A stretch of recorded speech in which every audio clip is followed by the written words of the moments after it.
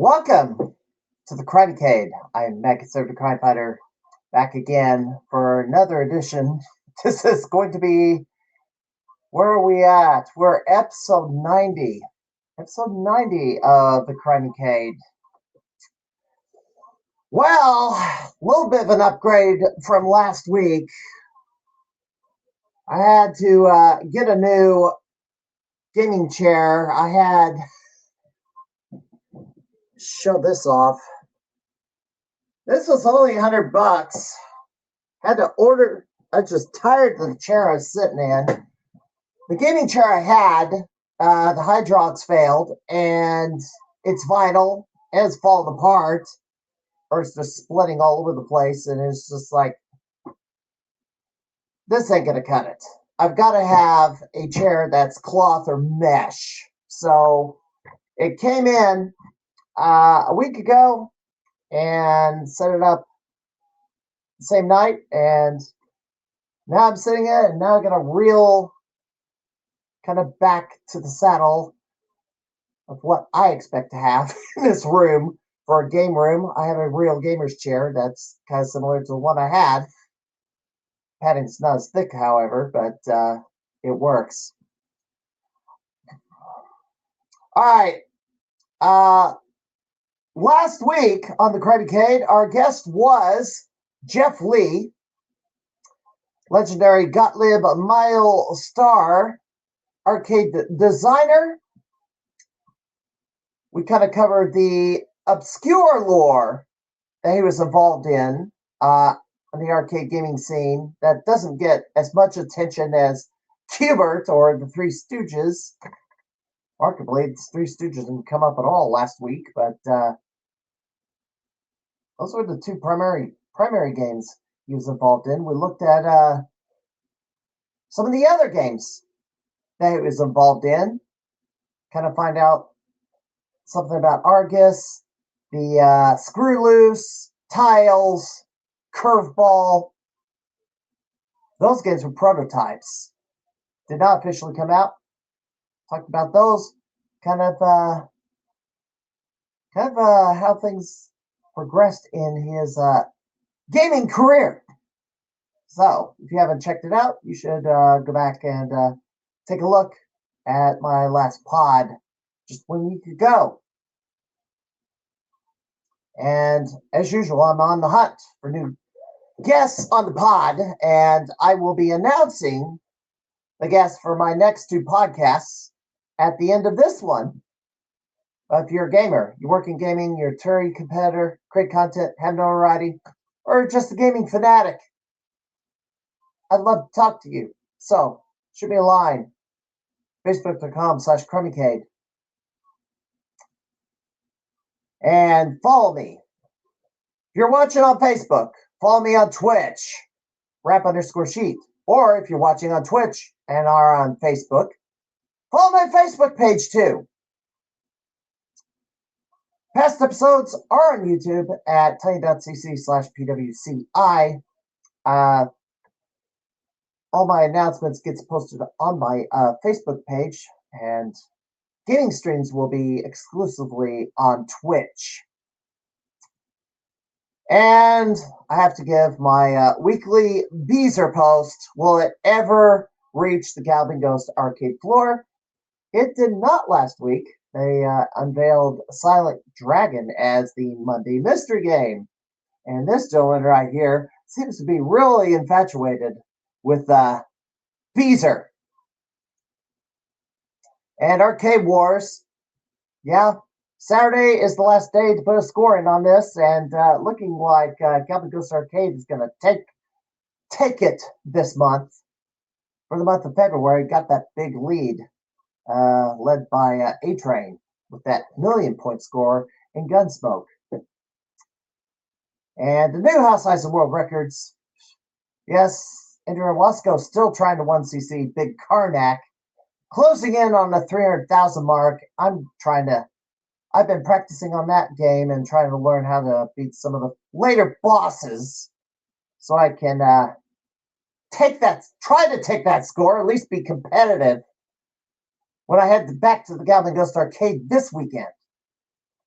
Andrew also took Tumble Pop, which was the Monday mystery game 2 weeks ago. 454,000. He also took an old Neo Geo game, Andrew, King of the Monsters at 220.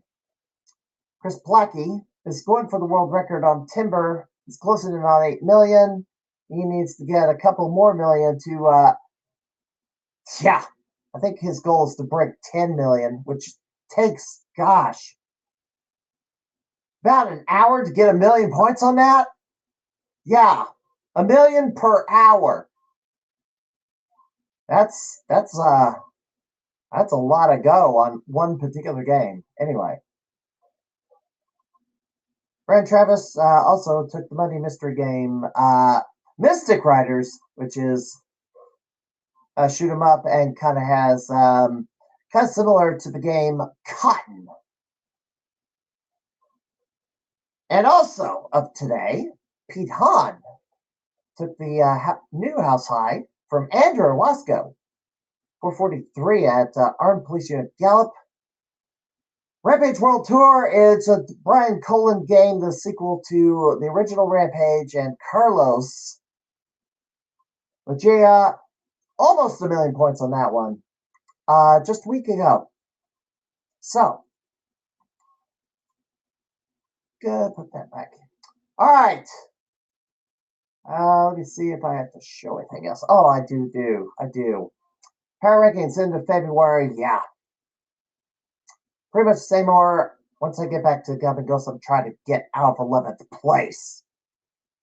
And then the Chase of Tokens, not much change there, just adding to our totals. All right.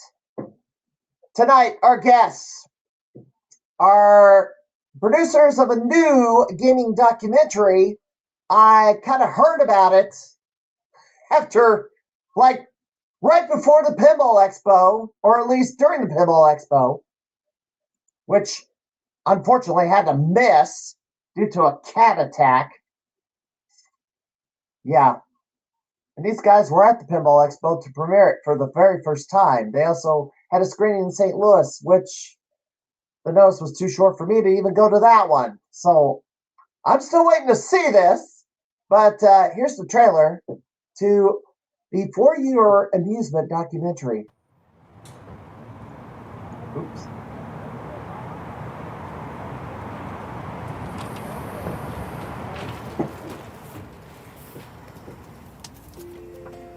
So what I like to do is I like to face all the toys towards you, so they're looking at you. My business name is TNT Entertainment. Anything that takes a quarter, I had it out there. Pinball machines, jukeboxes, kiddie rides, gumball machines, sticker machines, cranes. The pinballs don't do too bad, money-wise. So that's about 3 weeks worth.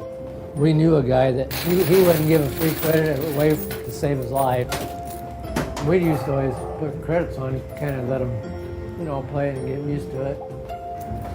The first arcade cabinet I built, I said, we could put this in the venue and put like old arcade games on it. It was coin op, and we would make like $75 a month in quarters. We were taking that money and buying tacos, and we just thought we were like killing it. I don't do it that much anymore, but in the beginning, I'd come and watch people play all night. Then I realized I was kind of creeping people out a little bit. When I opened up an arcade in the fall of 1981, I was making thousands and thousands and thousands of dollars per week. I was doing it not to make money, even though I was hoping it would, but so that I'd have an excuse to be able to play more and more video games. When I was a pinball operator, games made a little bit more money than maybe they make today.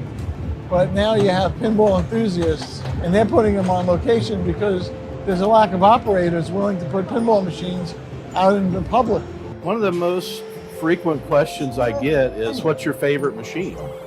It's like my kids. I got 7 kids and 175 pinball machines in here. I can't pick just one. I'm more excited about where we are and what's happening than I've ever been before. I can't tell you how many times in old articles, oh, they still make those things? Or ping pong, what's that? I try to explain to them, well, not all arcades are dead. I mean, it was almost like, the comet that killed the dinosaurs. There were a few cockroaches still alive, I feel like while COVID kind of destroyed our industry in the short term, while we were wondering if we were ever going to come back, in the long term, I think it has kind of reinstilled the purpose of our games being things that you can do outside of the house to give you entertainment that is really important. These are incredible people. Out of the depths of the depression, they started an industry? Are you freaking kidding me? It's one of those things. If you get in this industry, you kind of learn to love it. If you can be doing that, then that's what you're gonna do. I'd say within a year, we actually knew how to run a factory, but we didn't have a clue the day we started. I'll say that much. There's no book. There are no papers. It's a bunch of old white guys in a tent, passing lessons on from one generation to the next. Early on, the challenges were very much what's going to be the next hit product, right? And that's never been easy. It's a fickle business, entertainment in general. It's what do the people want to play? It's a fight to make these things. It's a fight, and you got to love the fight. We felt like we had spent our lives making games. We thought we were like inside. In the arcade world, we weren't. The actual functioning of the coin-op industry is not a glamour business. These were people who worked absolutely insane hours, and they're out there placing games, fixing games, making sure that people are having a good time. It's just hard to believe that, I could have made a living making a quarter of time.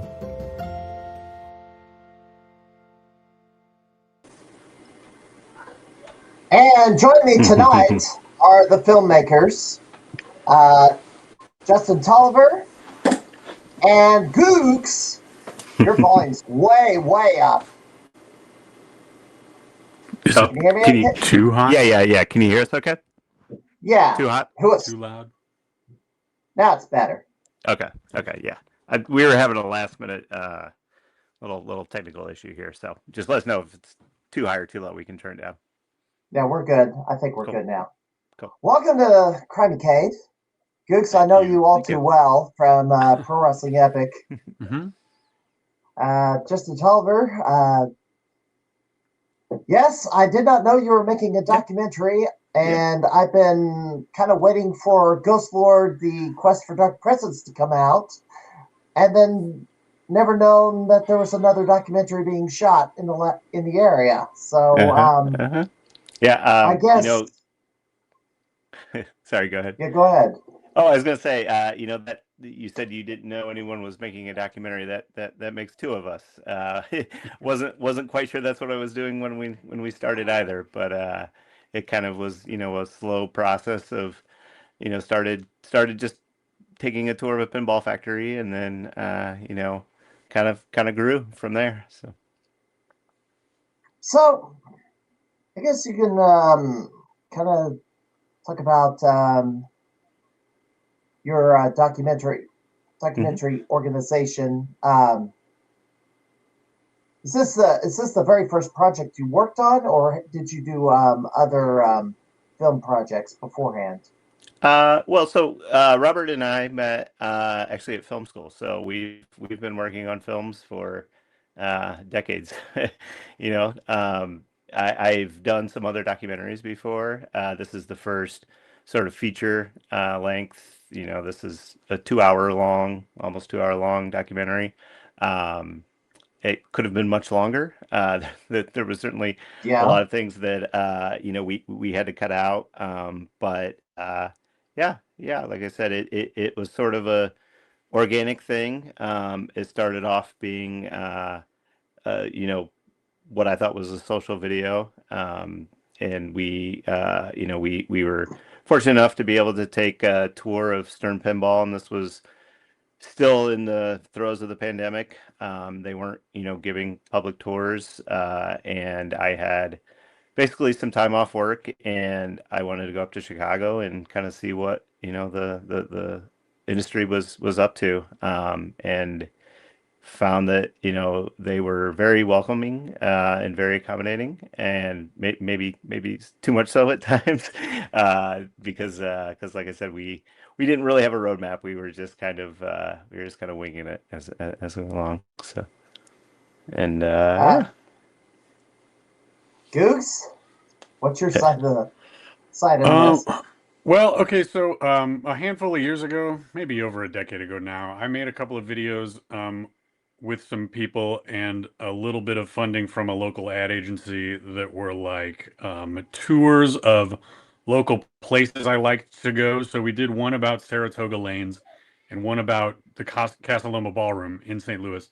Um, and those are on YouTube for anyone to enjoy at this point. And so Justin had seen those and was interested in again, not really knowing what shape this documentary would take, like was interested in the possibility of like doing something like that, but for at least to start the Stern Pinball Factory. So we kind of started in that vein with me as like a walking, talking, like on-screen host, like chatting with the people that we interviewed and interacting firsthand with the environments that we were in. But I think quickly we realized that it was something bigger than that. It was large. It was a larger scale idea or project than short videos of tours of cool places or whatever. As we started to talk to Chuck, who you saw in the trailer, he's the operator. That's Justin's dad's friend, and just like all of the characters we met and places we went, it just like quickly became obvious that it was going in a different direction. So I sort of took a more of an off-screen role as sort of an assistant director, interviewer, and associate producer, I guess, of a sort. Rob was the first one that I called when I wanted to do this, and he's right. I definitely really loved the little short pieces that he did on Saratoga and Casa Loma. I think I quickly realized that there was a lot of work behind the scenes that went into those videos, and also, when we got to Stern, it was a little bit overwhelming. There were so many visual cool things that I kind of just got lost in that, and thankfully, Rob knew what he was doing, so because I was not a whole ton of help during that first shoot, but yeah, I mean we kind of stumbled into it, and I think when I first thought about this, I thought this is interesting. I think it's cool that they're still making these machines, and that there's still the passion in there. But I sort of quickly realized that it is still industry evolving and changing and growing all the time. But I think that was what sort of made me turn the corner almost immediately. It is cool that they make these things, and the visual aspects of it is very neat, but the dedication, just the passion of the people who make the machines, people who service the machines, and obviously the people who love them, and I love the 80s. I'm a kid of the 80s, and I have a lot of nostalgia for that time. But it is also cool that the industry is not just reliving the old days. It's finding ways to be viable, whether it's pinball and all the different ways and rule sets that has evolved there, or the arcade scene and redemption even. It is again, it is an industry that's continuing to grow. So yeah, it was like I said, it was just kind of an organic thing that we walked into, and I never wanted to leave. I immediately started asking around and doing research and trying to figure out who's the next person I can interview, or where's the next place we can go. And this was almost a 4.5 year process. I just finished the video that we initially set out to produce, and just uploaded it to our YouTube page. Not quite live yet, but it's out there. Yeah, so it's cool to see that come full circle, but excited to get the full documentary out there as well. So This would be this is the YouTube change for Coin Return. Mhm. Currently 7 videos on there, including the For Your Amusement trailer. Yeah, you covered. I think you started. Well, you're originally from Fort Wayne, so I met naturally you start your documentary process over in Fort Wayne. How did you decide how did you select who you wanted to talk to put together the documentary, or at least get all the interviews lined up? Well, again, it kind of, it was sort of like a thread that I pulled on, and it just kept unraveling. And I would find out, I talked to somebody and they would say, oh, you really should talk to, X, Y, and Z on the West Coast or the East Coast. And it just kind of, grew from there. But the central figure of the story and what sort of started this process, honestly, was so Chuck Trowbridge is or was an operator based out of Fort Wayne. He actually started his business, TNT, for Tolliver and Trowbridge. So Tolliver was my father. They in 1981, they both were sort of, and they'd always been kind of, they were childhood friends that always, had schemes, if you will, for how to make money and how to, they just wanted to. They had that entrepreneurial spirit. Let's say that. So this was obviously the days of Pac-Man and Donkey Kong, and the height of the golden age of the arcade. And they scraped together some money and bought their first game was Super Cobra, and their second game was Pac-Man, and we focused a little more on Pac-Man because it was hard to track down a Super Cobra cabinet. But so they bought the one cabinet and put it in a bowling alley. They both had other jobs. This was kind of became a secondary job, and something that they just had fun doing at first. But they just would put that game in the bowling alley. They would go in on Friday nights and count the coins, and again, just especially at that time when new games were coming out almost on a weekly basis. It seems like they were constantly trying to sort of strategize on, okay, we have this one game. How long is this going to be good for? Maybe we need to find another location, move that game to, the truck stop, and then we can get a location, and then we can get a new game here in the bowling alley. So, just kind of hearing my dad and Chuck sort of retell those stories, I instantly like connected to that, and it just sounded like, a ton of fun, and also, I mean, a lot of work. That's, I think, one thing. Moving them is not easy.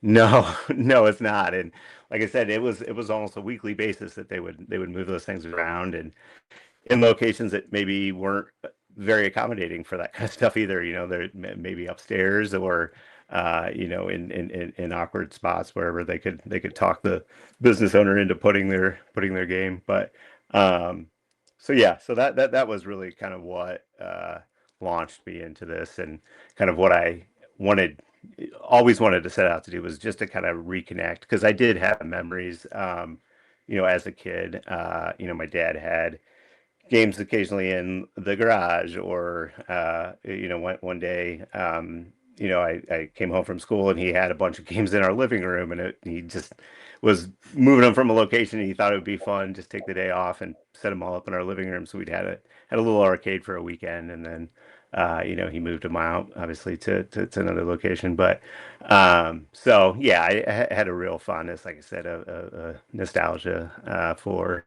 that golden age in the 80s, and I think that's kind of how it all got started. So, you as a gamer, what was your hook? For me, it was Space Invaders. So I mean, I do remember playing Space Invaders. That was a little that was a black and white game, and I was kind of getting into it around the time of again Donkey Kong and some of the games of maybe the mid 80s, when they started to come back again. Spy Hunter, I love playing that game. And yeah, I mean, I think I just really enjoyed it was a physical aspect to it. I enjoyed the games that a lot of driving games that you couldn't really play any other way. So, and then obviously when my dad was always kind of keeping an eye on the industry, and had got a NES, I think, when it first hit the market. So I kind of eventually gravitated towards console games, but still, like I said, had that kind of love, and still do, for going to a location and seeing the artwork, seeing the marquee, and just the feel, and even the smell. Those games kind of have that, I don't know if it's the CRT monitor or just the eons of quarters that have been put in those machines. They just kind of they kind of I don't know, they just kind of feel like home. So Googz, what was your hook into gaming? A couple things. I would say at Chesterfield Mall, there was like just the dirtiest, darkest, dingiest arcade. Especially considering like what Chesterfield Mall has come to be and represent, and obviously now it's earmarked for Torn demolition down. or whatever the heck. But at Yeah, the it's time, gone. it's gone. Mm-hmm. It's already Yes, gone. they They tore it knocked it down. down. Yeah. Cool. Yep. Okay. Well, yeah. Once upon a time, they had like on the ground floor there was just, and this is probably in the late '80s and early '90s. Just like this, I doubt there was a light fixture in the place. You just like looked in, and it was like a black void, except for all these video game screens. So that, and I don't think we got an NES like the second it was released or anything, but that was kind of where I was first really getting hooked on like Legend of Zelda and Super Mario Brothers 2 and these kinds of games. So that's my introduction to video games, I think, came a little bit later than Justin's, because pretty much from the time he was born, his dad was already like in this industry and like moving these cabinets around and stuff, and that is an extremely like the it's like a romantic thought, It's like, man, what Yeah. would that have been cool? Yeah. Well, one thing to just to piggyback off that, and not only talking about my hook in games, but my hook in movies. So Dragon's Lair, and Space Ace, and Mach 5. My dad and Chuck rode that wave, and constantly would have issues with the Laserdisc players. Yeah. It just really weren't accommodating for that kind of use. So they had extra Laserdisc units laying around, and my dad, well, first of all, he was real into beta. When there was the VHS beta war, he got really upset because he bought a beta deck, and then all of a sudden they stopped making beta tapes, and he was like, forget it, I'm Yeah. never going to buy VHS. But he found out that he could actually buy movies and put them in the Dragon's Lair unit, which was just a Pioneer Laserdisc player. So we had, Star Wars and Indiana Jones, and like I would just remember, again, and I've got a Laserdisc player because again, it just brings back those memories. But just being introduced to film in a weird way through that business. So again, it's those years I think are always kind of formative for anybody, and that was just happened to be kind of what was going on in my life. So it was cool. It's not something that maybe even I thought that much about until starting this project, and again, was just really fun to kind of relive some of that stuff. So I told you he was going to crash this, and he has. This is the culprit that stopped me from attending the Pinball Expo. He took a large chunk out of my hand, and he had to go to the vet right smack dab in the middle of the con because that was state law. 10 days after a reported to animal control, he had to go to the vet for an examination after being quarantined.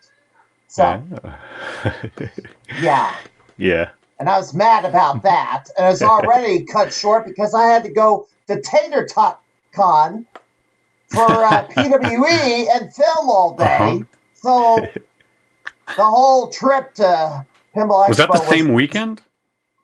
Yes. Tater Tot Con and the Pinball Expo? Yes. Oh, apparently you went up there for the... I announced the Tater Tot Con and was at the Pinball Expo somehow. I think you went back.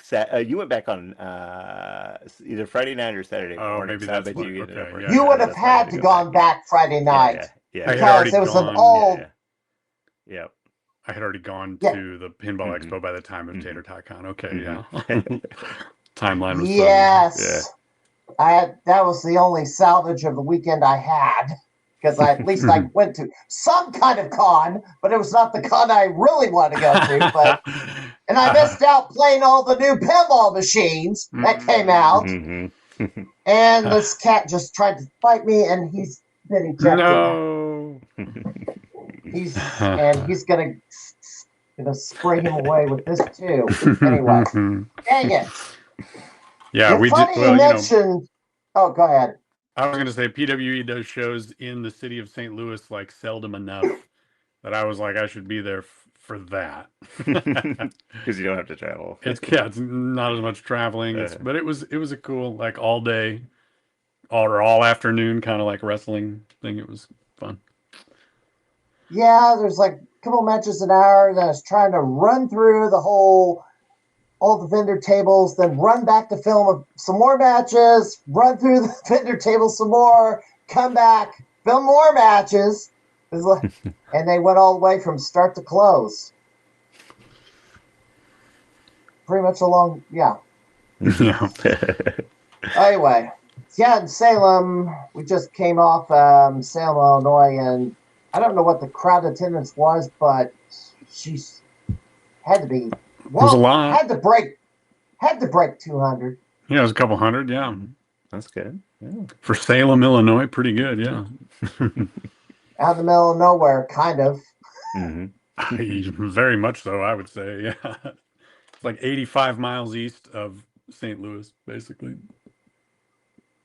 And then the next show was at the mill, and it's sold out. But then capacity is. Hope you got your tickets already.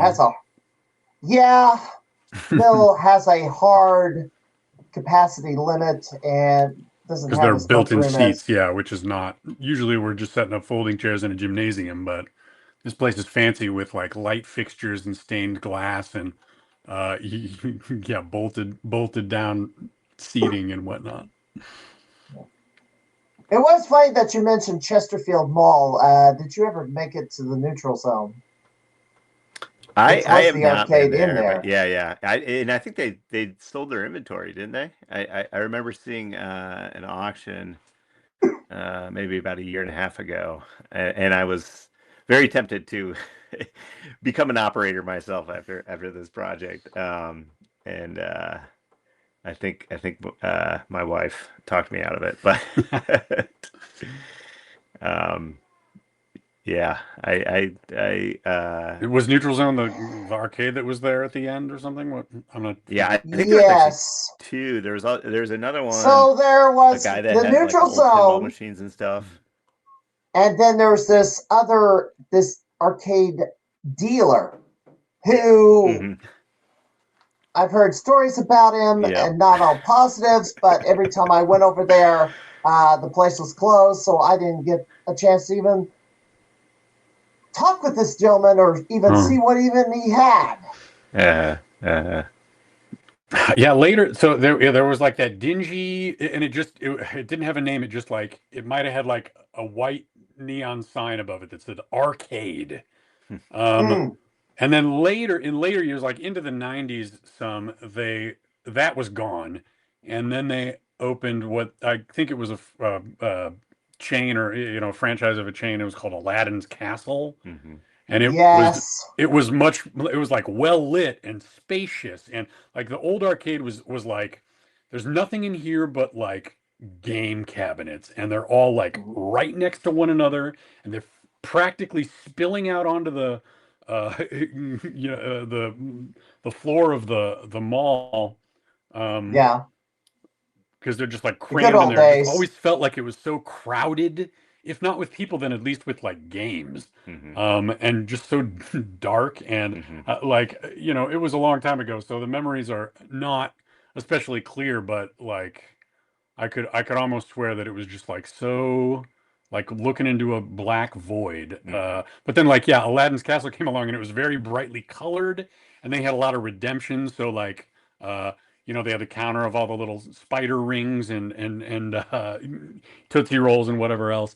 But yeah, it was just like the carpet was like purple and red and yellow and just like really brightly colored, and everything was well lit, and it was kind of like the polar opposite of the arcade that it essentially replaced. I don't think it was in the same spot, but it was like, they closed that old one before they had opened Aladdin's Castle, I'm pretty sure. Yeah, I would definitely. So I spent lots of time there too. Yeah. Afterwards, yeah.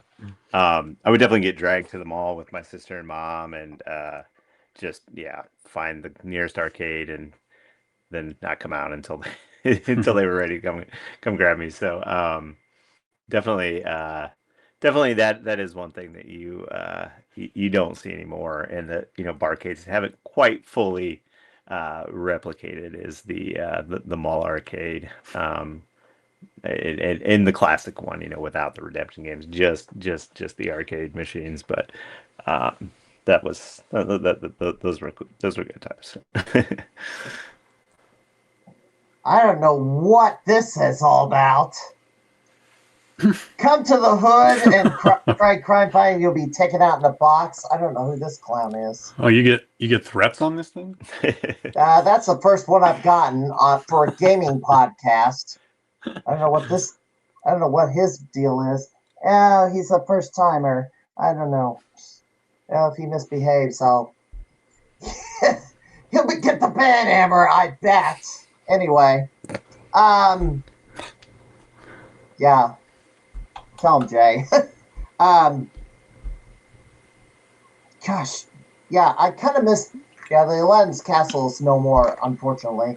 The last one happened to be in Quincy, Illinois, and it got rebranded as something else. Well, let's get back. So you did the initial interview. You decided you wanted to tell the story about, and the other one has jumped into the show now. Yeah, this cat got her canine teeth removed, and she had to get a shot for antibiotic today. That was fun.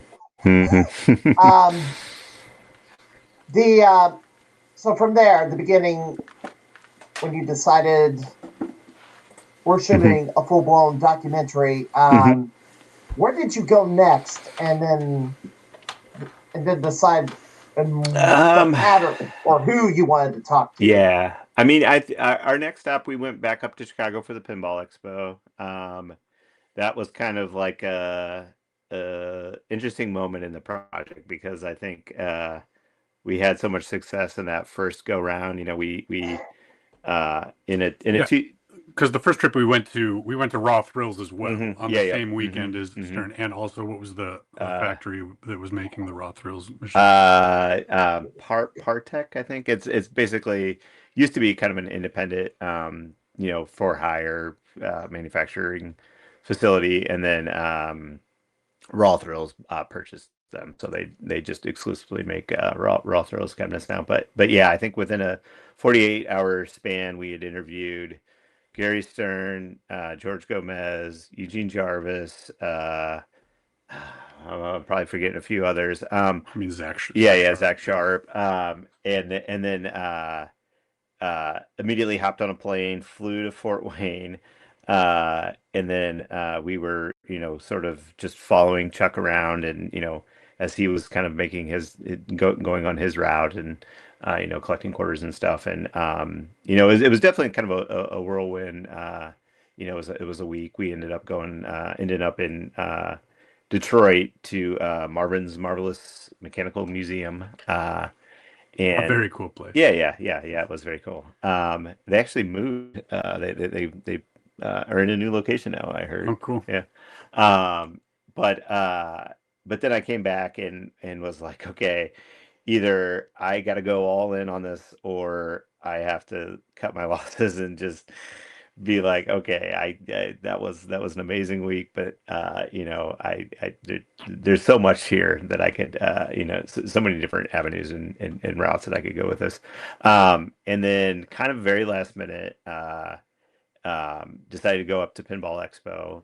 This was a few months later, and was hoping to basically just get as many interviews as possible, because it's a location where a lot of people come in for the expo. And I reached out to the Rob Burke and his wife Bridget, and they allowed us to basically just get in early and set up some interviews. So we were able to talk to Walter Day. We were able to talk to Todd Tuckey from TNT Amusements, a different TNT. We talked to Yeah. Warren Hubert Davis. dudes, Yeah, yeah. Warren Davis, and then Jeff Lee, who you just talked to.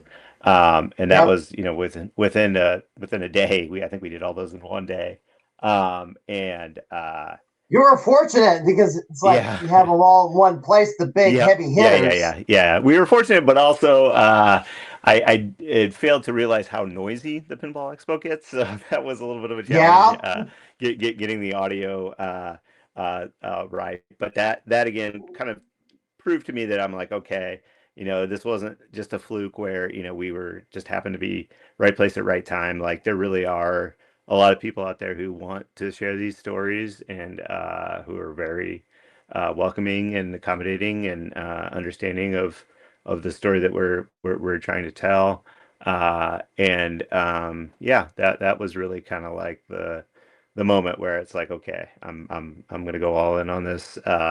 And then I applied for a few grants to try to raise some funds to be able to keep it going. And again, it was a slow process because I have a full-time job, I've got a family.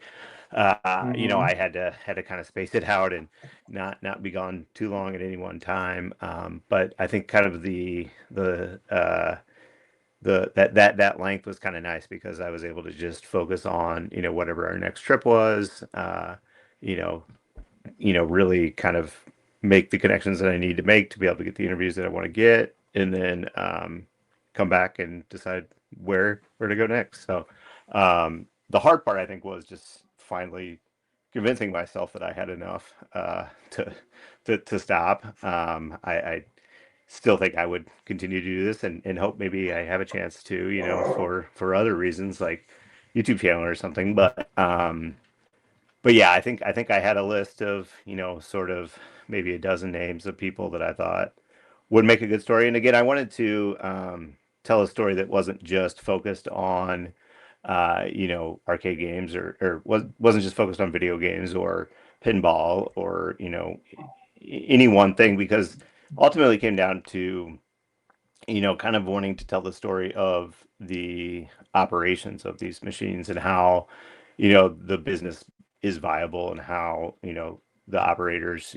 typically do sort of ride those waves of popularity. I mean, like I said, Chuck got into the business during the golden age of the arcade and just had arcade games. But then as the arcade games started to go down in popularity with the introduction of consoles, pivoted and started getting into redemption, and claw machines were a big thing for them. And again, it's just, they're not the same thing. I fully realize and understand that, but they still kind of offer, that same sort of you know, entertainment, if you will, or just you know, something that you an experience where you know you have to go out to location and experience it. But again, it all comes down to the business of it, and you know what is going to keep them in business. So I do have a name for redemption. I call it kitty gambling. Yep. Yep. There's definitely it's interesting. And I you know, certainly have my opinions on it as well, but I think it is it was sort of eye-opening to kind of hear people sort of talk both sides of it. You know, there are people out there who love playing those games, and they fully understand that they're, you know, that they're maybe not the most fair games out there, but they, you know, they love it for what it is, and you know, I think it's a part of the, you know, it's a part of the industry, you know, love it or hate it, and I think it's you know, it keeps the wheels turning. So so yeah, I mean they're certainly they've got really good at getting your attention. I will say that they've the LED, the introduction of the LED has really upped the redemption game, I think so. Something that, so you were talking earlier, for early in this interview, taking games to locations. Today, and this goofball, I'm a former Gamer of the Year, if you didn't know that.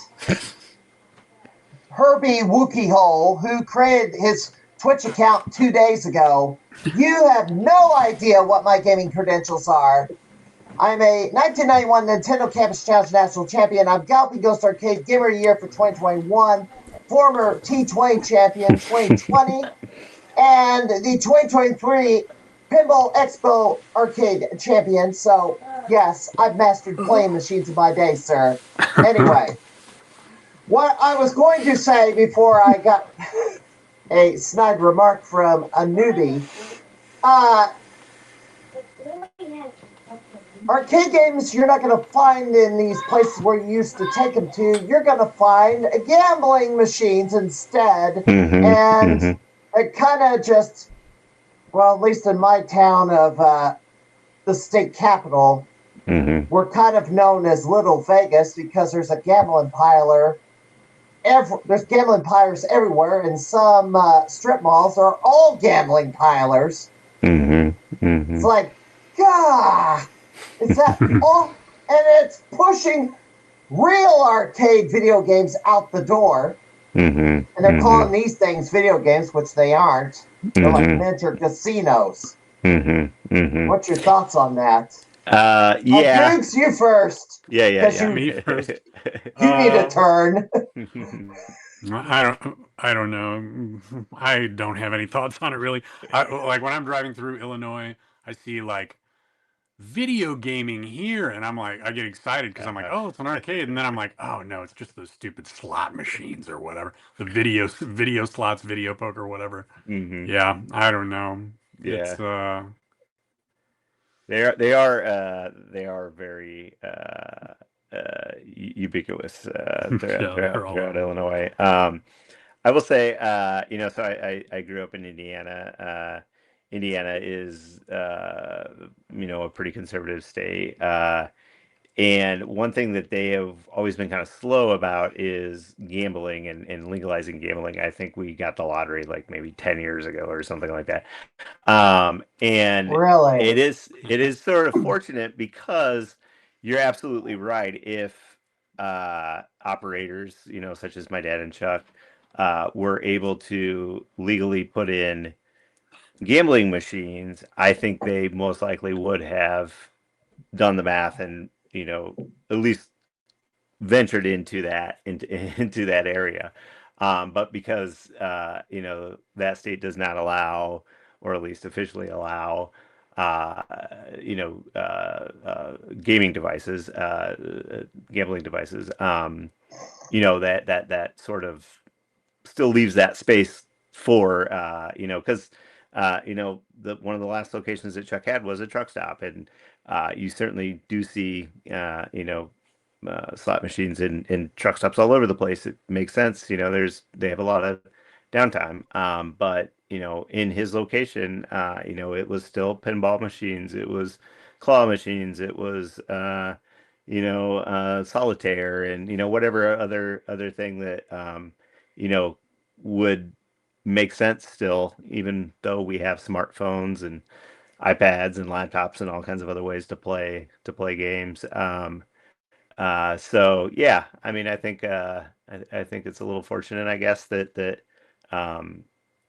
some states have not gone full in as Illinois has, because I do think that does kind of kill the amusement industry a little bit. But I don't know.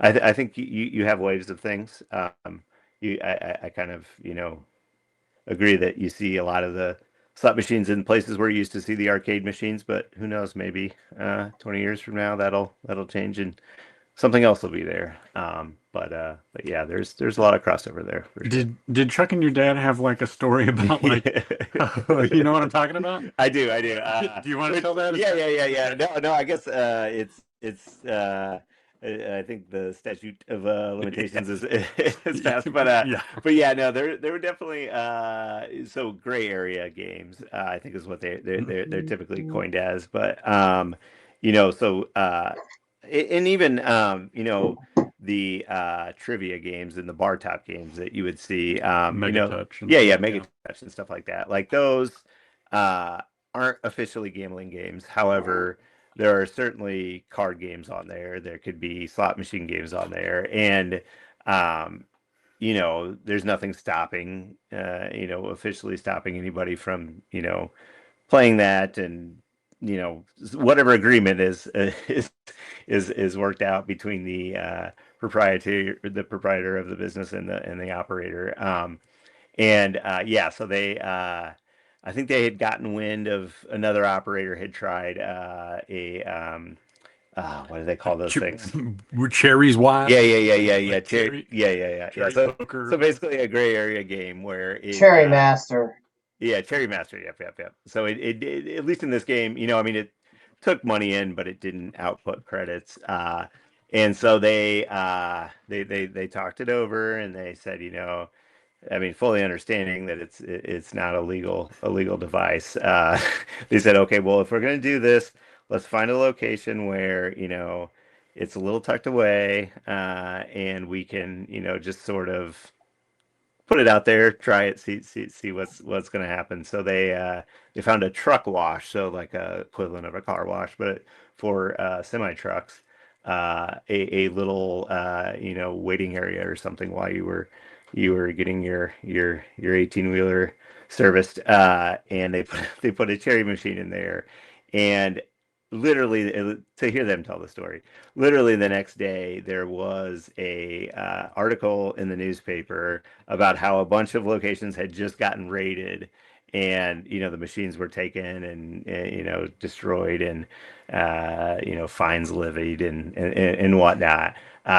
So they got cold feet immediately, and they went in and they pulled the machine out, and they never spoke of it again until I came calling and asked them about it. But so yeah, and I mean, again, it's kind of dependent on the state. I mean, they did some business in Ohio, and I think Ohio had different laws than Indiana. But yeah, for the most part, I mean, it's I don't know. It takes a little bit of the fun out of it, I think, when gambling is introduced, and I just sort of really gravitate towards the low stakes aspect of amusement games. So governments will gravitate towards anything if they get a cut of it. Mm-hmm. Obviously, Illinois has had a notorious or a complicated history with pinball. They did not like. They thought it was straight up gambling until Roger Sharp hit the shot. Yep. And it's interesting to see that, that flip of how much that industry tried to distance itself from gambling, and now, public sentiment has obviously changed dramatically, and look no further than sports gambling, and how, prevalent that is now. So, but yeah, I mean, I think it was more than just gambling though too. I think there was a connotation of, the kind of people who played pinball and pinball parlors, and the images, the industry, tried hard to appeal to a broader audience. And I think it's it just kind of how things go sometimes. Sometimes they just Yeah, the irony change. is they trying to stop gambling, slap this for amusement only, and then they wanted to go back the other direction. Yeah. Incredible. Yeah. Tell me some of the travels you made. You went to opposite coasts. I saw Strong Museum was on the list. There's a game sitting over there that actually I touched here over in Jacksonville. Somewhere in Chicago, there was a Craigslist, either Craigslist or Facebook Marketplace. Somebody had a prototype of Wizard of War called Invisible Monsters. Gentleman in Jacksonville bought it, had it for a while, and then he sold it off to the Strong Museum for play in New York to kind of help cover his bills. Regrets selling it, of course, because it is so far a 1-of-1. The ROMs haven't been dumped. When you went over to the Strong Museum, did you get to take a look at that, or what did you do over there? What did you discover? Well, so actually, I went there twice, 2 weeks in a row, as it happened to be. I received a fellowship there to do research for the project, and also kind of wanted to use that as a time to sort of make connections. And we ended up interviewing Jeremy Saucier, who's the vice president, I believe, of the electronic and digital gaming, or whatever it may be. But the research aspect of it was actually really cool, because they have become not only a repository of physical, of games themselves, but materials related to it, and a lot of correspondence from executives, or even just people who were operators. Those papers and that materials are all housed in their library. So I was able to basically just have a week to go through all that material, and some old stuff from the original days of Atari, a lot of really interesting things. But in also trying to line up an interview, we I was able to kind of see a few parts of the museum that aren't open to the public, because I was really just trying to find a good location, a quiet location to do an interview, and actually got to see a little bit of, as much as they would let me see, their storage area. So they have, I think they're attempting to collect every single, cartridge game, from even pre-Atari through, current day. Yeah, they had just rows and rows and rows of cabinets. They actually have a really good, they have people on staff who fix these games up and maintain them and stuff. So yeah, I mean, it's an incredible place. It kind of reminded me of, like you see the museum, but then there's just this huge part of it that you don't see, that is twice as big as the museum. And yeah, they're trying to collect, as much about the industry as I can, and I think it's, obviously a worthwhile endeavor because arcade games are finite. They have, they're not going to last forever. So they do a really good job of, trying to preserve them as much as they can, but also like record artifacts so that, inevitably when these CRT monitors don't fire anymore or the ROMs don't, boot up, like, we'll still have, good documentation on what these things were. So, it was a really cool experience. For sure. That's probably the place we went that I most regretted not being able to, because I was not there for the fellowship and all the research parts and stuff. I was basically there to interview Jeremy and then leave. So we're talking about the Strong Museum of Play in Rochester, New York, in case that hasn't been said out loud yet. But it's just an amazing place. And like video games are only like one, or even coin operated machines or any of that is like only one small part of, that's where the National Toy Museum is and all these kinds of things. But we were also in Buffalo, New York, at a place called Ice, who makes Ice Ball, which apparently outsells Skee Ball 2-1 or whatever they said. Like, it's the more popular, even if it's the less. They don't have the rights to Skee Ball, but to the name Skee Ball, but they make and place way more machine. Next time you're playing Skee Ball, check the brand. It might well be an Ice Ball machine, but they also do Super Checks, the bubble hockey. They're the originators of that, I think. And they make all kinds of other redemption and, like football throwing and like knock the clown down carnival style games that you'd see in a Dave and Buster's or wherever. We were in Orlando for IAAPA, which is the International IAA, so amusement and amusement parks attraction, something or other. But yeah, International Amusement, International Attractions and Amusement Parks Association, or something. You think memorizing acronyms of wrestling companies is hard enough? Right. IAAPA in Orlando is just like a huge show. Everything you could imagine for like amusement parks or like carnivals, attractions. They had popcorn machines. They had places that just made like rope netting, like in case you wanted like you're making a jungle adventure amusement park. They had rides. They had cotton candy machines, ice cream machines, scented fog, just all kind, like coin operated.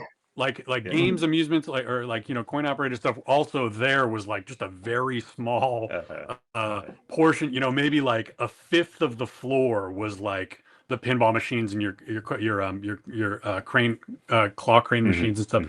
Like there was just like so much more of stuff that you walk through this thing, which we got to do a little bit, and it was just like mind boggling. Like, I wouldn't have even thought of that, but yeah, you see that everywhere. Like the railing that you put your hand on as you're like going downstairs, or whatever, just all kinds of everything that you would need to build an amusement park from the ground up. Basically, is at this. They got at this place. And then we were in LA to talk to Nolan and Wyatt Bushnell. At their recently closed arcade, or whatever that was. Interesting, sort of a pop-up arcade almost, and they were literally moving the games out while we were interviewing Nolan Bushnell. But I think father of gaming. The co-founder of, in case you don't know, the co-founder of both Atari and Chuck E. Cheese. The same guy's responsible for both of those, crazy enough. It's not totally out there, but it's wild to discover that the same guy did both of those. And he's still kicking it. We got to talk to him. It was amazing. We were in Chicago to talk to Roger Sharp. We were... you didn't come with me on the one to Brooklyn, but we went to a collective of sorts, a place where all one of a kind. I mean, maybe there's a couple out there, but essentially they have a little scene there that they're taking, indie game developers, who design games that are arcade games. I mean, whether they are actually played in the arcade or, just over Steam or whatever, they are, your classic, what you think of as an arcade game. It's, easy to learn, easy to walk up to and play. And the guy who runs it is, yep, it's a husband and wife that run it, and the husband. What is it called? It's called. I'm sorry. It's called Wonderville. Wonderville. Yeah, that's it. Yep. One of the features. Yep. And Mark starts with a K. I'm blanking, but Mark designs designs a lot of the cabinets, so people will come to him with a game, and he'll sit down and collaborate on, okay, what's this cabinet look like? What are the controls? Let's make something. And it's just a really cool, yes, thank you. It's just a really cool, all the games are on free play, and they have a big Killer Queen scene that, they a lot of people come on Wednesdays to play in the league. So yeah, just a lot of really unique games that you would, not see anywhere else, and just really fun to kind of see, how you can play with that medium and how you can, come up with unique control sets and unique graphics and just all kinds of cool things. That right there even is a game, even though there's no monitor. It's just a single strip of LEDs and a little joystick, and you yeah. So yeah, Wonderville is a super cool place, and that was another kind of a last minute thing. They'd been on my radar for a little while, and it happened to correspond with Bumble Bear Games, who make Killer Queen. They're essentially in the same neighborhood, just a mile or so away. And the Wonderville couple and Bumble Bear guys were all just at a conference that weekend before, so I was able to kind of connect with them while they were there, and then we ended up lining this up the very next week. So that's probably Wonderville is probably the place that I did not get to go that I most am interested in checking out. Yeah. On the other hand, yeah. I know you would have loved it. Yeah. Again, that some of these things, even though I had ample time between shoots, would really come together last minute, and just stars kind of aligned, and I would hop on a plane and get out there. So it was really fun, and this was a long day. We started, we interviewed Bumble Bear Games, I think at 8 a.m, and then we were at Wonderville till probably 2 a.m. the next day, that same day. So that's kind of how these would go sometimes, is get as much as we possibly can. It's not cheap to stay in Brooklyn, so no, we had I imagine not.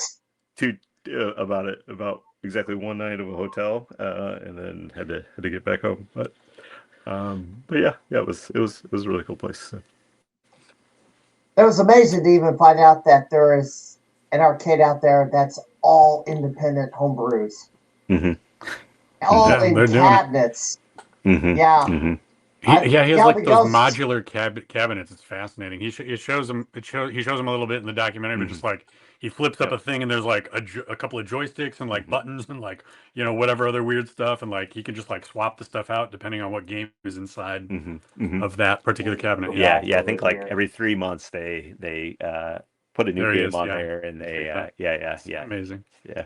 Yeah. They the really cool thing that they were sort of talking about, and even I saw some evidence of this at IAPA, is really playing with the idea of what is a controller. So and I forget the manufacturer, but they have at IAPA they had basically, it was like a slushy machine, and that was the game, is just pulling the levers and filling up your slushy. Don't fill it too full. Yeah. Oh, you didn't put enough in Perfect pour? Is that it? What's that? Perfect pour? Oh well, Is yeah. the name So of- Perfect Pour is actually a indie game, and the guy that made that is in Iowa, in Des Moines, I believe. I actually connected with him, but his schedules did not work out to do that. But yeah, this was probably just somebody saw Perfect Pour and made a a larger scale version of that. But there's also a game where you're like a mountain climber and you're pulling Alpine ropes. Yeah. climbing, yeah. Yeah. So again, I mean, obviously they have to get that this industry has to get creative because anything that you can put in an arcade machine, you almost surely can, play at home and likely on equal if not better equipment. But what you can't do at home is you can't build these crazy contraptions, and you can't, have fog machines and haptic, feedback vibrated chairs and all kinds of, crazy things Yeah. that they're throwing in these games now. And so that's, that's obviously where the industry is trying to, try to lean into. So. Did you ever make it to Galvin Ghost Arcade? I saw Mhm. shots in some of these Yep. featurettes that you did go there, but Yeah. Actually, that was another one where so there was a few times where I happened to be in the neighborhood for other reasons. This was a work trip where we had just opened an office in Chicago, and I was able to talk my way into getting there early, and then I just spent like a Sunday evening or something at Galloping Ghost, and legit thought I got lost inside of there. That place is so yeah, it old is strip mall interesting. now. Yeah. Like I panicked for a second because I could not find my way out of the arcade. But yeah, that was it was cool. I didn't have a camera crew or anything with me, so I just ended up having to use my phone. But there was definitely a few cabinets that I wanted to capture. Some of the Laserdisc games that you just don't see anywhere anymore. Yeah. They've got a whole row of them at Galloping Ghost. And yeah, I mean, my favorite game there, it was a laser game. I think it was called like Crime Fighters, or it was a gun game. But they It just was not Mad Dog McCree. yeah, but it's not Mad Dog McCree, but it's another one. I think it's called like Police Force, or it's from the same manufacturer. Yeah. I know what you're talking It about. has just the most ridiculous, like over the top Crime Patrol, I acting. think, is what it's Yeah. called. Crime. Crime Yep. Patrol. Yep. That's what it is. Crime Patrol. Yeah. Highly recommend it if you want to see an example of over the top '90s laserdisc shoot 'em up bad guy game. But yeah, so that was a personal favorite. There's a lot of pretty cool like motion games there too. And yeah, just an amazing place for sure. So I will say my first experience with Crime Patrol actually happened at the very last Consumer Electronics Show in Chicago, the very last one they had. okay. When was this? I think it was 94. Okay. I think it was the very last one. I don't think they Okay. went That's to. probably when this game came out. Yeah. Mm-hmm. Yeah, and like find out next year, oh, they're not going to have it there in Chicago anymore. It's like, damn! I finally make it up there for one of these. Just had to create a business card to get in because that's what they require. They just wasn't supposedly open to the general public, except for that one year, what supposedly they claimed killed it, but I don't know. Yeah. I bet that would have been cool. Yeah. I always there is video out there of it. They're showing off. They unveiled Donkey Kong Country for the first time. Okay, cool. Yeah, I found an old video of the I forget what the industry they had two sort of almost competing industry organizations for the coin op industry. There was E3? I'm. What's that? E3? No, it was like AAMA, and then I forget what the other one was. But anyways, they would have like annual or sometimes biannual arcade conventions, and this again was in this. I think this video I found was from '82.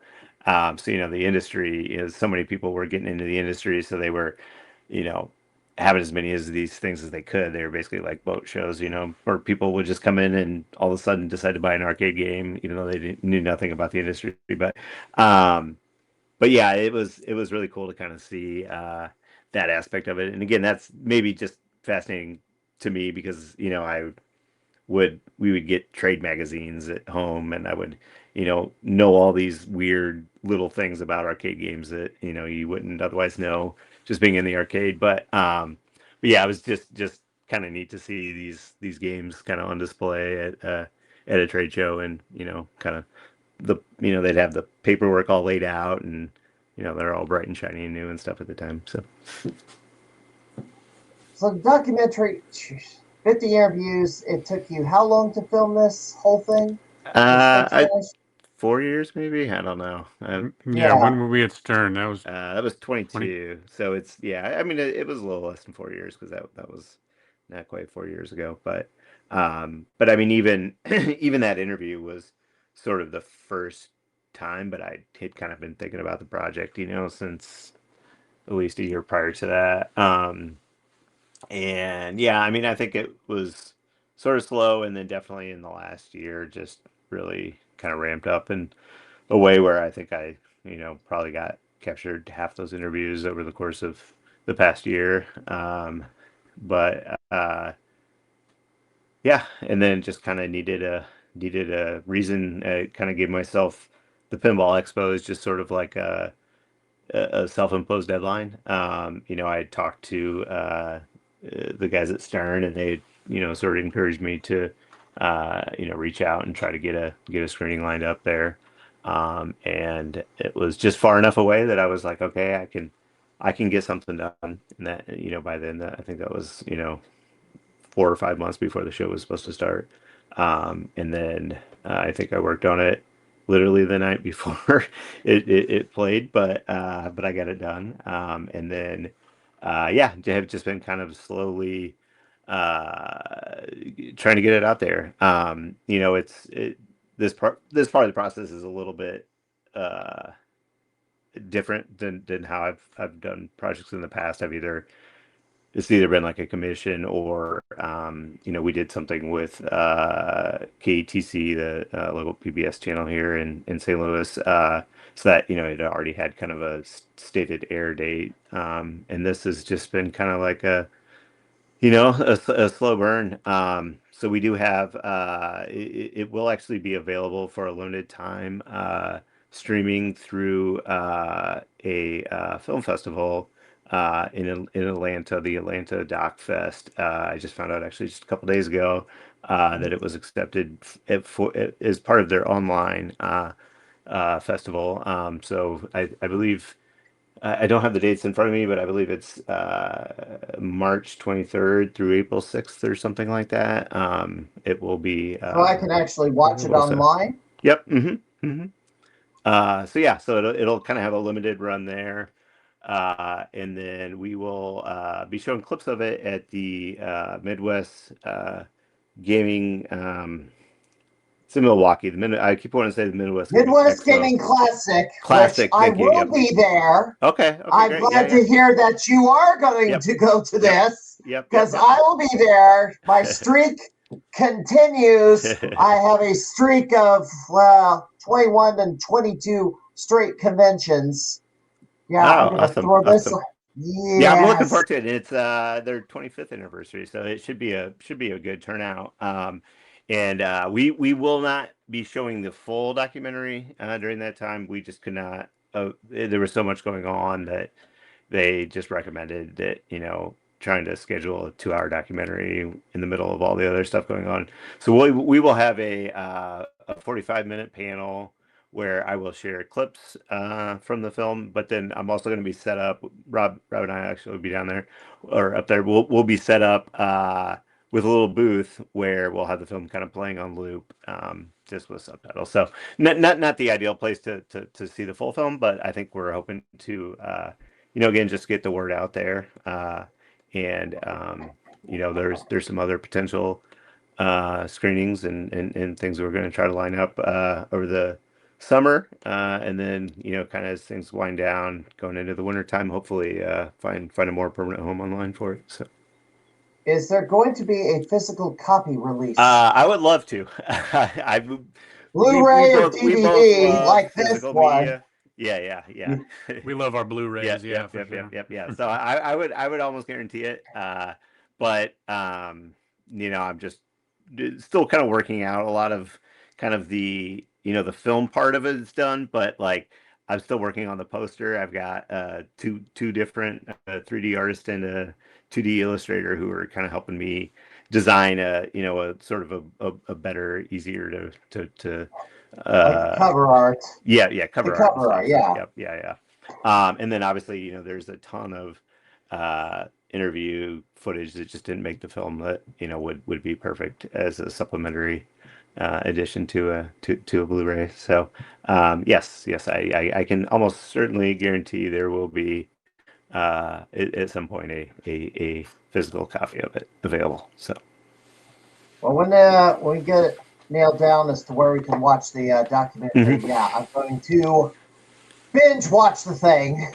Yeah, awesome. Yes, First opportunity. Yeah. I will. I'm probably most active on the Facebook page right now, and in the YouTube as well. But obviously, YouTube is not great for getting info out and stuff. But yeah, the Facebook page will probably be the best place to find a link to how to stream it off of the festival site, and then obviously as we continue to have future screenings, we've got a blog on the website there too, so we'll definitely be keeping everyone posted. So yes, before your amusement, I think I misspelled this. For amusement, is that correct, or is it that is correct? Yes, the website. Yes, somebody had for your amusement, but for amusement was available. So thank goodness I got that right, because I just now noticed there was a word missing. I think the announcement will show up on that page too, I assume. Yep, absolutely. Yep, absolutely. And yeah, definitely. Whatever way you want to follow, like, subscribe. We'll be keeping people posted. So. Googz. So speaking of Midwest Gaming Classic, wrestling seems to be infiltrating the game cons a lot. Oh yeah. I don't know about that. Is it true? I only see a small cross section of either one, so I haven't been able to make that out. ACW, which is those worlds colliding for sure. Well, yeah, it makes sense. Yeah. But are you saying, Crime Fighter? Are you saying that they are doing wrestling shows at like gaming conventions? Midwest Gaming Classic will feature the return of ACW, which is owned by Hornswoggle, former WWE superstar. Yeah, cool. They will be doing a wrestling show that weekend. I didn't get to see much of it last year because I was pretty much focused on the retro gaming tournaments. That's exciting. Unfortunately. Mm-hmm. Yeah. I do have questions for you. So we know your character at PWE. You come out with these wild outfits. I'm just kind of curious how you come up with these, and I don't come up with them. I already had them all. That's why I was hired. But how did you acquire these to create a persona? I mean, most of them are thrifted, and I've had a lot of them for a long time, and they probably have been around for many decades before that even. But I don't know. That's just like what's in my closet, I was gonna say I don't even know if it's a persona. I've known this guy for 25 years, and When I went to see the show a few months ago, I'm like, that's pretty much him right up there. And you do a lot of things, not just ring announce for PWE. You do other stuff, trivia contests, and Yeah, run through all of it because I can't remember it all. I don't know. I simultaneously keep plenty busy and always like get this faraway look in my eyes when someone's like, "What have you been up to?" I'm like, But yeah, I host trivia once a month at the Crack Fox downtown, and I'm announcing for both Pro Wrestling Epic around these parts, and up to up to 85 miles plus away, and I am also announcing for Journey Independent Championship Wrestling out of Middle Indiana, the Steinsville, Martinville, kind of on the outskirts of Bloomington there. I've been announcing some of their shows. I'm doing one of those this weekend, actually, on Saturday. So I don't know. That's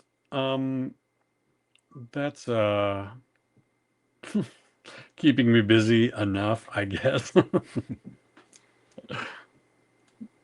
Here's the other. How did you get the nickname Googz, or how did you come up with it?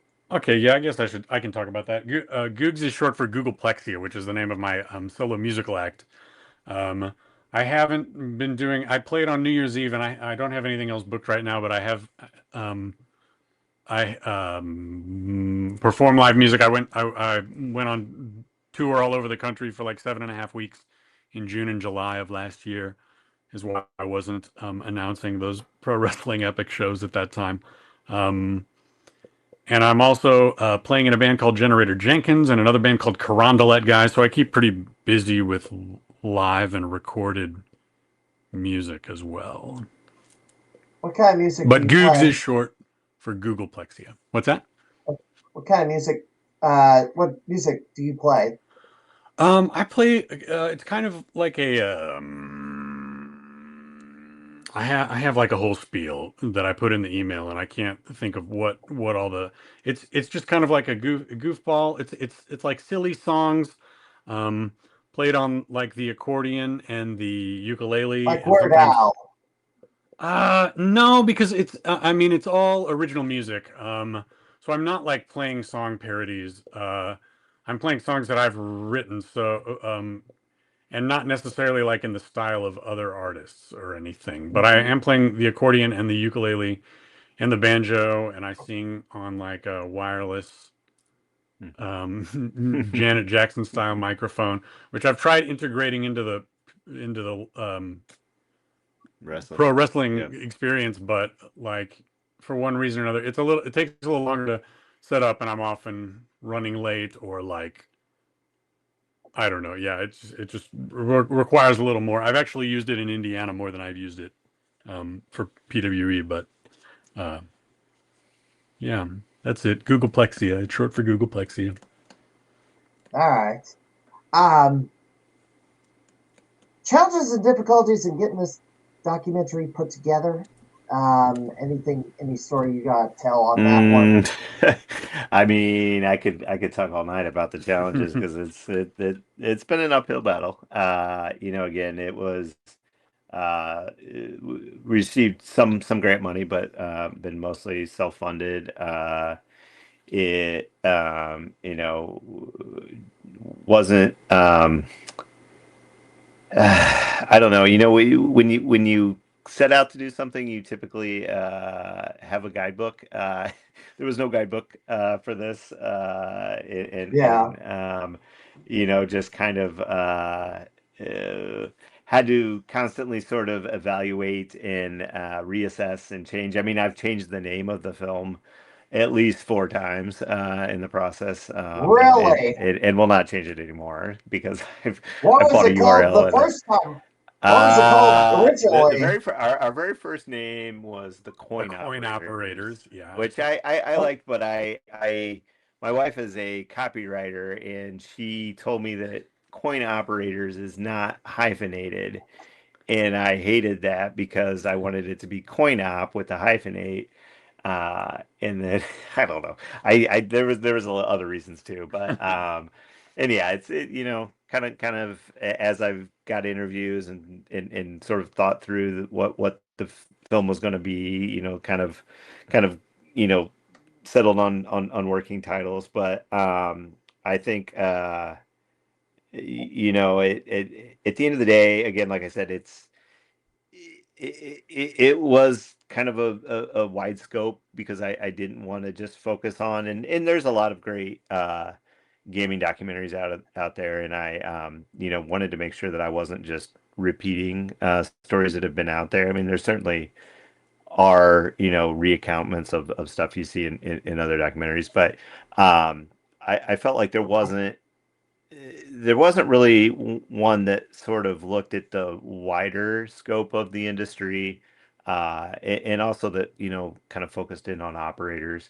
And again, I sort of thought of these people as business people first and foremost, but obviously, if they were just in it for the money, there was a million other industries that are a lot more lucrative than the amusement industry. So they clearly they have a business acumen, but they're not they're doing it for fun. They're doing it because they love it.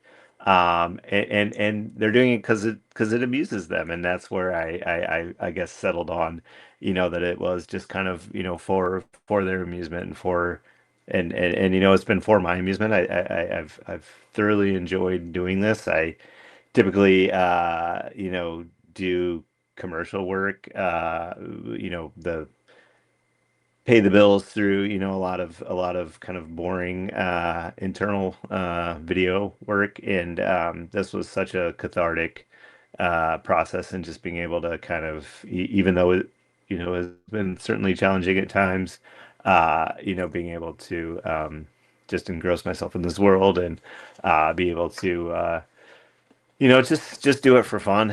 And that's, I think, again, where I think the central message of this film is that it's supposed to be fun, and but it's also, again, I wanted to highlight the struggles, and how much we are we should be really grateful that there are people out there like, Eugene Jarvis and George Gomez that continue to work in this industry. I mean, they both got their start, in the golden age, and that was, I'm sure, easy money at the time, but they've had to ride a lot of waves of the industry, and the fact that they're still continuing to make games and putting things out there, I think, is really admirable. And I just really kind of fed off their enthusiasm, and how they just love this industry. So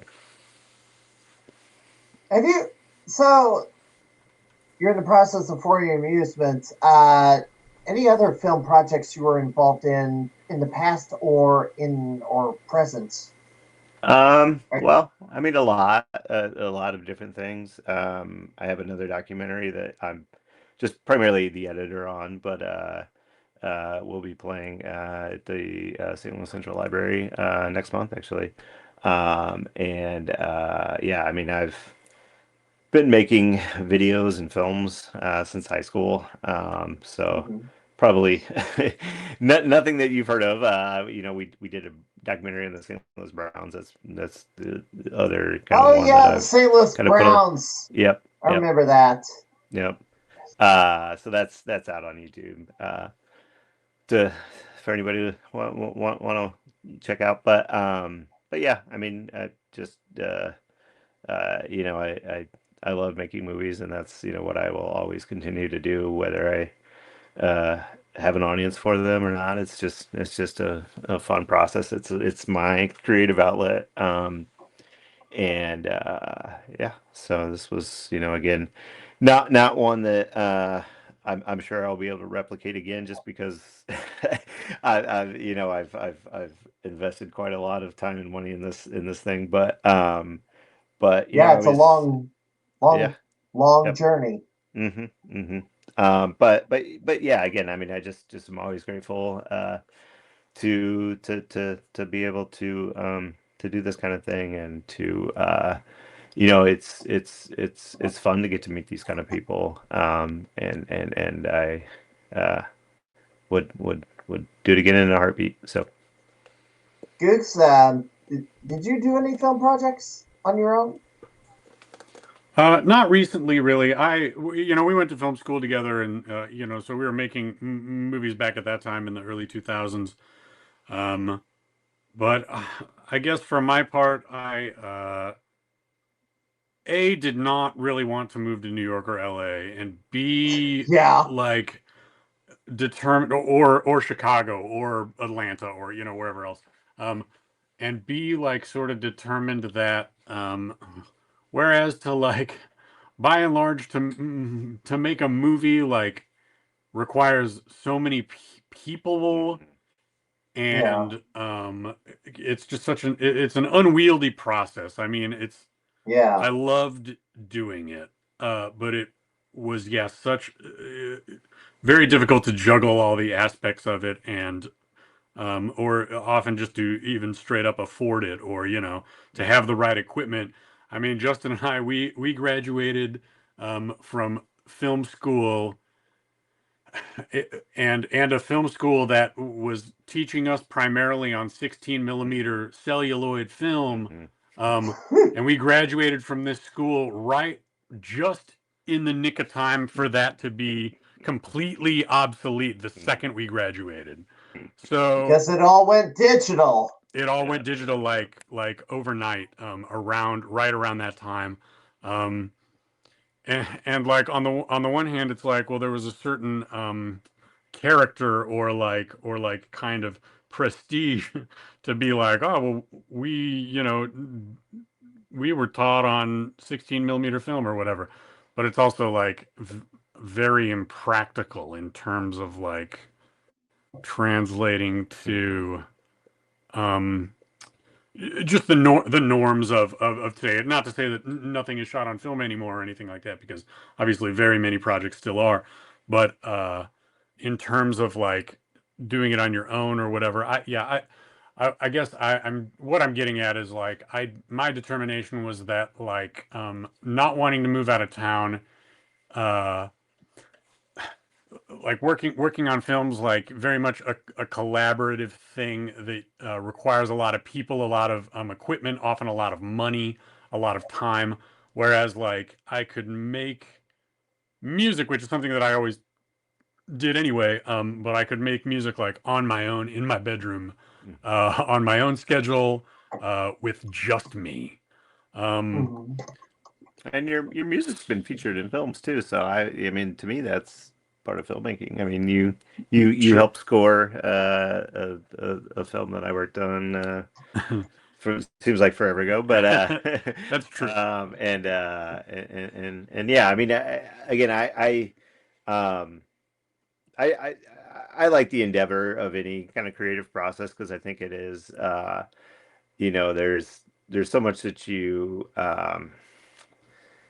I don't know, you just things just change, and I love that organic nature of art, and kind of trying to find what the story is and what the thread is, and that kind of thing. So I mean, yeah, it's definitely in the time, and in the past 2 decades, the industry has, speaking of film industry, has changed drastically as well.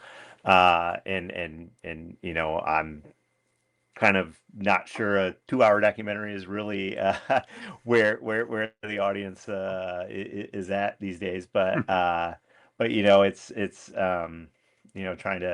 trying to also share these stories in smaller forms through the YouTube page, and even hopefully going to start getting even shorter versions of the little snippets of interviews and stuff out there, because again, I think it's I think ultimately I want to get this share this story as broadly as I can, because I think there are some people who do know some of these stories, but there's also a lot of people who maybe think that arcades have been dead for decades, that I think would be really surprised to hear that, a lot of those people that, helped create those memories that we all have, are still very much alive and kicking, and continuing to find ways to do what they love. Yeah. One major leap in filmmaking that's just come about in the last, kind of seems like the last few months, these entirely AI generated films. And Hollywood, they made a big deal of a video of Brad Pitt and Tom Cruise in a brawl. And that's been circulating around. I saw another one today where they did some major crossover of a whole slew of different franchises. They mixed the Transformers with Mickey Mouse and Donald Duck and Warner Brothers and Mario, and it's like insane. It's like you could generate, and then a few days ago, like a Hollywood disaster movie was generated entirely short film though on AI, and it's like you look at that and it's like, what are you thinking as a filmmaker? Yeah. I mean, I do think documentaries are a little bit, well, I mean, I wouldn't say they're AI proof, but I do think they're going to make them all the more appealing in the future, because I think there will be sort of a level of disingenuousness to. I mean, movies have always been, not real. Yeah. I mean, Animation even is in there. yeah. I mean, but I do think that, obviously there is a craftsmanship that is lost with AI. But I think, again, I mean, I've made narrative films too, but I do like documentaries in that you can just sort of focus on people, and you can focus on those stories that, are genuine and that connect with people. And I think, again, it's hard to fake that. That's something that I think is somewhat timeless. I hope. But yeah, I mean, that's a perfect example though of how, things are rapidly still changing, and I think we sometimes just have to buckle in and see where it's all going. But yeah, I don't know. I personally, I'm a little bit of a dinosaur too, in that I love physical media, and I love, going out and being in locations, and and I think those kind of things, I think, are somewhat reciprocal, and are, people will come back to that at some point, hopefully. So. Any future goals? I don't know. I would, again, I as far as this project, I'm just happy, when I make connections, even at the Pinball Expo, I mean, it was at a challenging time, and it was tough to with all the other things happening to sit down and watch a long documentary. But there were people throughout the weekend that came up and said that was, they enjoyed it, and in those connections, again, I think are kind of what I ultimately hope to achieve with this, is just to find these places where, I know the audience is out there for this documentary, and yeah, just get feedback, and and I hope, like I said, I had fun doing it, and I hope people who watch it enjoy watching it. So. Googz? Future goals: keep making art and being weird. That's it. Keep making art and being weird. And anything you're looking forward to in the wrestling scene? Gosh, it's crazy. Like, yeah, I just, it seems like he's booking another show for PWE like every day. I feel like there are already more shows booked for this calendar year than any of the past years. So there's always something to look forward to. I know we're doing shows like as far away as Abingdon and Amboy, Illinois, and They're so festival shows, though. it sounds like we're doing They're in lots the of middle. fairs. Yeah. Cody just attacked me. I'm gonna. Jeez. He hopped on my lap. I was trying to reposition, and he drew blood. Damn him. Ah! He is gonna get it. Yeah, and he bit me on the same hand. He took a bite out of me, that idiot. Yikes. Yeah, he's always been this way. Anyway, before I was rudely interrupted by that cat. Yeah, Mephisto is booking the festival shows, yes, but they're in the middle of the week, and I work during the week, and I'd have to take time off to go up there to film them for him. So that's going to be interesting. Yeah. and how many wrestlers work during the week too, and can only wrestle on the weekends? Sure. Except for the folks who travel from show to show or do it for a living, which there's some that do that, but not. They've already got to be on the mainstream, like doing dates for AEW or ROH or who knows where else. If you're going to be doing that full time, and try not to get injured. Yeah, he seems to have totally tapped into that. The state fair, county fair circuit. So that's exciting. Well, they had a convention. Yeah. They have a convention in the early part of the year. All the fairs, county fair convention or state fair convention, and I'd like to go to it, but apparently got to get a ticket from the Department of Agriculture to even get in. Which weird. Yeah. Yeah, you got connections to get into that, which not the only one who's trying to book festival shows, but yeah, most people can't run any other day other than Saturday or Sunday because everybody's working during the week. So, but anyway, I'll figure out when I'm needed and plan for it. Anyway, anything else you want to plug before we wrap it up for tonight? Yeah, I don't think so. Like I said, keep an eye on the YouTube page because that's kind of been my goals to get at least one video out a month of mostly new material that didn't make the documentary. There's a lot stuff of that'll be in the special features of the Blu-ray. Yeah. Eventually, yeah. a preview That's of right. of the Blu-ray to come. So, I definitely want to do more with the website. It's just like I said, just kind of been a slow process of getting getting the project out there, and then hopefully sift through the content and get more out there. So, well, I can't wait to see it.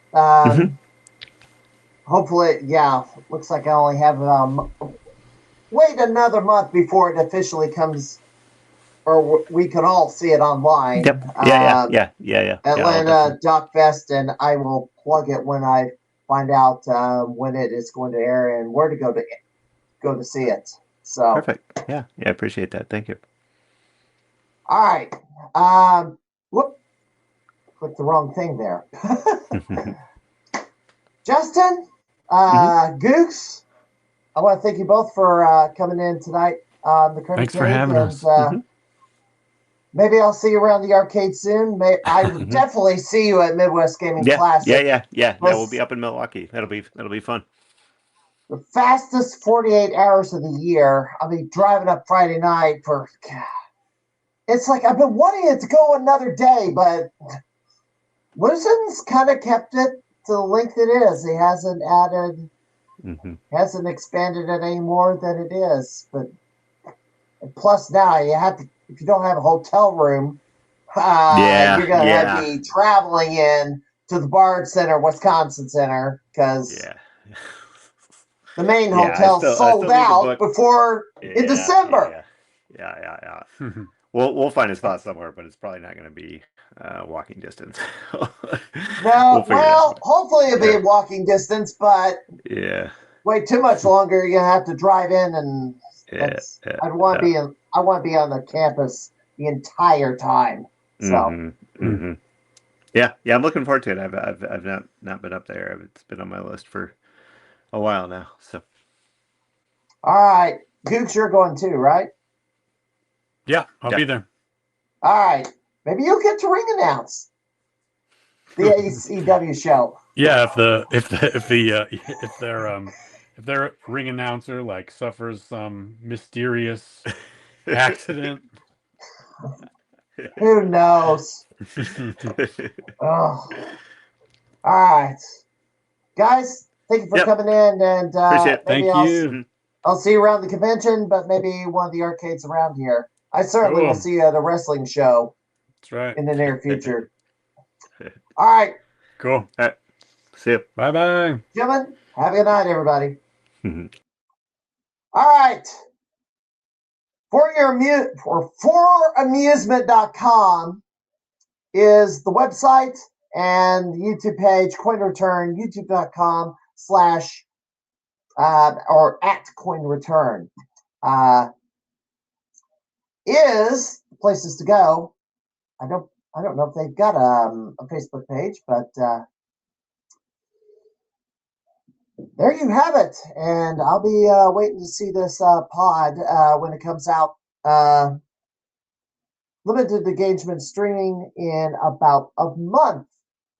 I am going to rate a channel, but I'm going to go through the other upcoming conventions. Yes, I've been plugging these. I had the organizer of this on pod a few weeks ago. Paul Niemeyer will be up there. Michael Thomason, that'll be the first Augusta Video Gaming Expo in Augusta, Georgia. Obviously, Retrofest, I had the organizer of that event, and the cat just stepped on the keyboard and caused the slide to move for us. Ready? Oak River, Texas. This is their 11th Retrofest. And C2E2 in Chicago, Galloping Ghost Arcade will have a large presence at C2E2 this year. They'll be showing off the latest build of Dark Presence and bringing, gosh, I don't know how many games they're going to get, but they've got a lot more square footage, so they'll bring some exclusive games that are not on the arcade floor, that they don't have room on the arcade floor here at C2E2. March 27th through the 29th, another Arcade Expo. I wish I could go to this one too. Louisville Arcade Expo in late March, the same weekend down in Louisville, Kentucky. Como Retro, which happens to be the same day as a PWE show in Abingdon.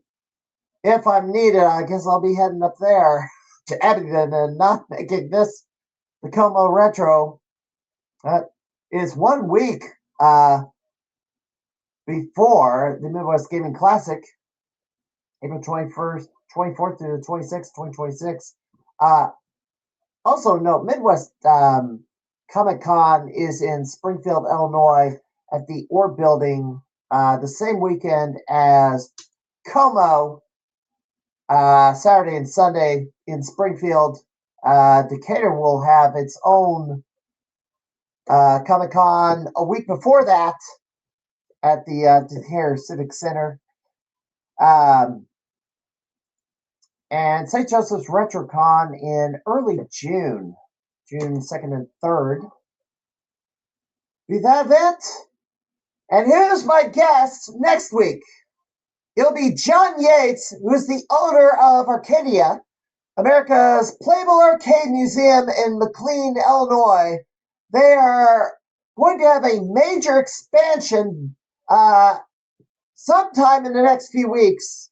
or month or couple weeks, couple months, they will have a major expansion. They're going to be opening a new building as my other cat is pacing back and forth across the desk. He wants me to get off the computer real badly. So, John Yates, we're going to talk about his arcade, which is in, if you don't know where McLean is, it's halfway between Springfield and Bloomington. But it's actually between Lincoln and Bloomington on the Triangle in McLean. After that, my next guest on March the 12th will be Sid Seattle, Robert Razik. He is a Nintendo game. He is a former Nintendo game counselor. He also worked with IRAM FabTech. Yeah, he was also one half of Team Score Chasers, along with Richie Knuckles. He's also a Sony trophy designer and member of the Aces Arcade League. That'll be on March the 12th here on the Crimeycade. I'm trying to fill the date for March the 19th. I do have a guest for the 26th, so I just got to fill the last week of March. And then I got that covered, and I'm very happy because it's been a bit of a struggle to fill my dates for March.